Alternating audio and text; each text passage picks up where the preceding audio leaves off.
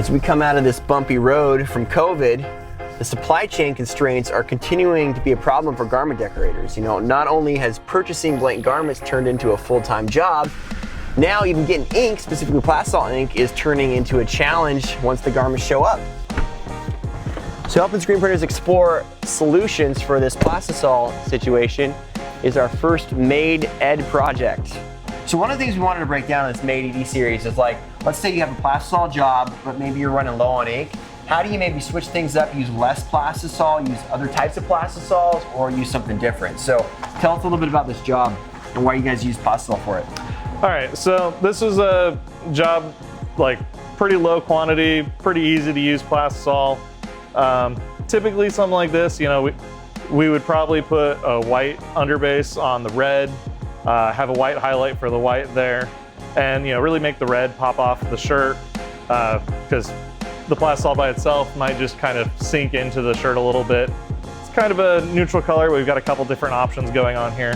So yeah, typically, you know, you have white base coat, white highlight, red highlight, and so you're kind of building that Plastisol up quite a bit.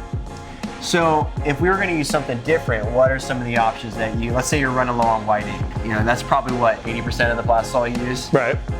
So the way I would normally approach this, if I'm trying to conserve Plastisol or just trying to soften up the print, is I'd look at this and decide to do a discharge base for the red and white, and then print the white and red as Plastisol over the top of that. So with a discharge base, do you think, like, the color, the fiber content, specifically with this heather gray, because heather gray typically will have a, you know, black poly in it. How do you think that's going to discharge, or how do you think that's going to come out? Well, so we generally have a decent amount of luck printing discharge on, you know, tri-blends and heathers. You know, obviously every color and every shirt's going to have a little bit different aspects to it. But my thought process is that since we're going to be doing the red and the white as Plastisol over the top, all we're really trying to do is lighten up the shirt a little bit, so those colors get to pop a little bit more. So one of the things we're going to try too is using alternative underbase. So you have black in this job already. We're going to try actually using black as the full underbase rather than having to have a white underbase, so that we only have one screen of white and then the red on top, and using very little white versus the whole underbase of white. See if that does a good enough job of matting out the fibers and the red specifically and the white pop out on top of it. So you're going to run the black as an underbase. Yep.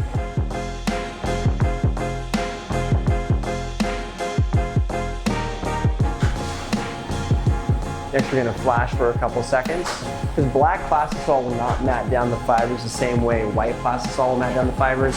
After the flash, we'll hit a roller to mat those fibers down a little bit and give it a good base to print on.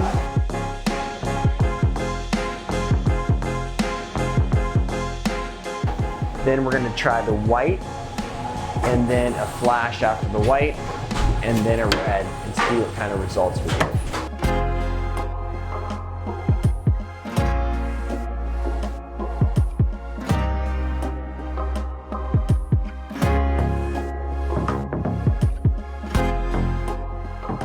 So what kind of discharge are you printing with right there? So we're first printing with a U-base discharge. It's basically designed for Plastisol or water-based print on top of it. If you just use normal white discharge, sometimes you basically have to thin it down in order to get your other inks to really bond well on top of it. Or the alternative is you just use discharge base, but then you don't have any pigment in it. This stuff has some white pigment in it, so it helps brighten stuff up, but it doesn't have enough in it to interfere with your other inks, so gives you an really nice results when you're printing, you know, other colors on top. So first thing we're doing is the discharge base. Generally we'll do just like 2 strokes, make sure we really get, you know, clear the screen. Sometimes we'll do more than that if necessary, but try to just keep the pressure adjusted to make it as little as possible. Since the black's not interacting with anything else, that'll be our second color. We'll get a little bit of discharge maybe picking up on the back of the black screen, but the base we're using is super thin, so it's not really gonna pick up too much or cause any issues. And since the colors don't touch at all, it works really great for doing the wet on wet. And then we're just flashing enough to make sure that the inks aren't tacky and gonna stick to anything else. The underbase Doesn't really need to be like fully cooked in order for the Plastisol to go over it, but you just want it to not be wet so it's not picking up into the other inks. And we're not using the roller for this because we're not trying to squish any Plastisol down. And then our white is a little bit easier to flash than our red, so we're printing that first. And then try to just not cook the tri-blends.